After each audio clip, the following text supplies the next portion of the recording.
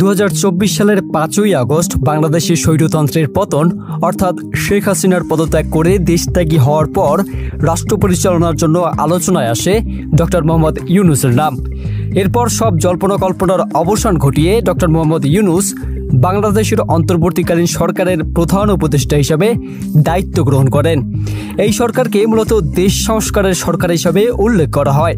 অন্তর্বর্তীকালীন সরকারের প্রধান উপদেষ্টা পদে দায়িত্বভার নেওয়ার পর থেকেই নাগরিক মনে একটি প্রশ্ন পুঞ্জীভূত হতে থাকে। ডক্টর মোহাম্মদ ইউনূস কি কোনো রাজনৈতিক দল গঠন করবেন, অথবা বৈষম্য বিরোধী ছাত্র আন্দোলনের ছাত্রদের সংহতিতেই কি ইউনূস রাজনীতিতে স্থায়ী হবেন? চলুন এ সম্পর্কে অতীত ও বর্তমান নিয়ে কিছু সমীকরণ মেলানো যাক। ডক্টর মোহাম্মদ ইউনূস রাজনীতিতে স্থায়ীভাবে আসবেন কিনা সেটি সম্পর্কে যারা আশার দিক খুঁজছেন তাদের জন্য একটি দিক আছে। ডক্টর মোহাম্মদ ইউনূস অনেক আগেই রাজনীতিতে আসতে চেয়েছিলেন, গঠন করতে চেয়েছিলেন রাজনৈতিক দল।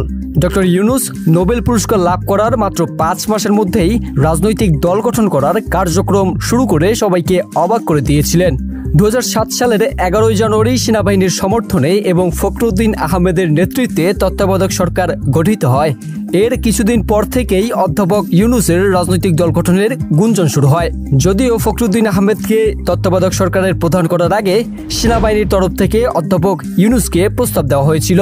2007 সালের জানুয়ারি মাসের শেষের দিকে ডক্টর মোহাম্মদ ইউনূস ভারত সফরে যান। সেই সফরে তিনি রাজনীতিতে যোগ দেওয়ার জোরালো সম্ভাবনার কথা তুলে ধরেন।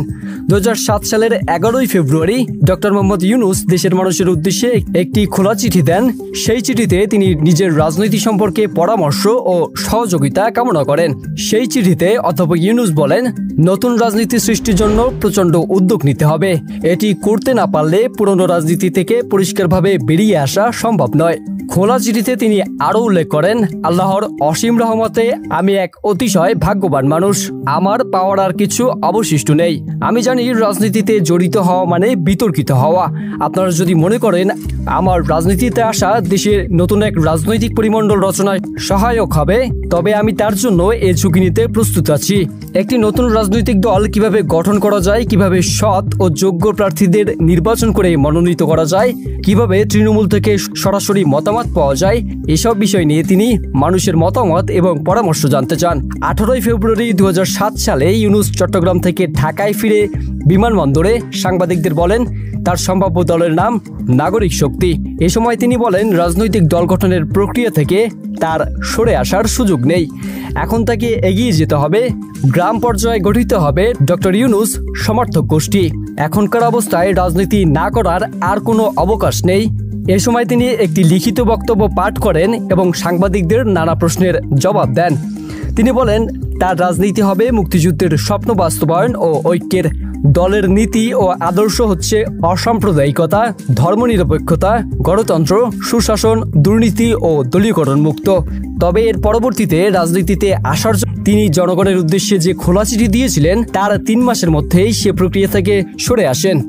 2007 সালের 3রা মে অধ্যাপক ইউনূস রাজনৈতিক দল গঠনের প্রক্রিয়া থেকে সরে আসার ঘোষণা দেন। এজন্য তিনি জাতির উদ্দেশ্যে একটি চিঠি প্রকাশ করেন। সেই চিঠিতে তিনি উল্লেখ করেন, যাদেরকে সঙ্গে নিয়ে দল গঠন করে জনগণের সামনে সবল ও উজ্জ্বল বিকল্প রাখা সম্ভব হতো, আমি তাদের পাচ্ছি না। আর যারা রাজনৈতিক দলে আছেন তারা দল ছেড়ে আসবেন না। বাস্তবতাকে মেনে নিয়ে এই পথে অগ্রসর না হওয়াই সঠিক হবে বলে মনে করে এই প্রচেষ্টা থেকে সরে আসার সিদ্ধান্ত নিয়েছি। এসব কথা তিনি সেই চিঠিতে উল্লেখ করেন।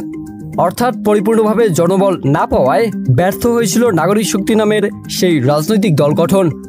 তবে গত 5ই আগস্টের পর ছাত্র জনতার অভ্যুত্থানের মাধ্যমে সাবেক প্রধানমন্ত্রী শেখ হাসিনার পদত্যাগ ও দেশত্যাগের পর ছাত্র জনতার পূর্ণ সমর্থনে ডক্টর মোহাম্মদ ইউনূসকে অন্তর্বর্তী জাতীয় সরকারের প্রধান উপদেষ্টা করে দেশের সাংবিধানিক কার্যক্রম চলমান আছে।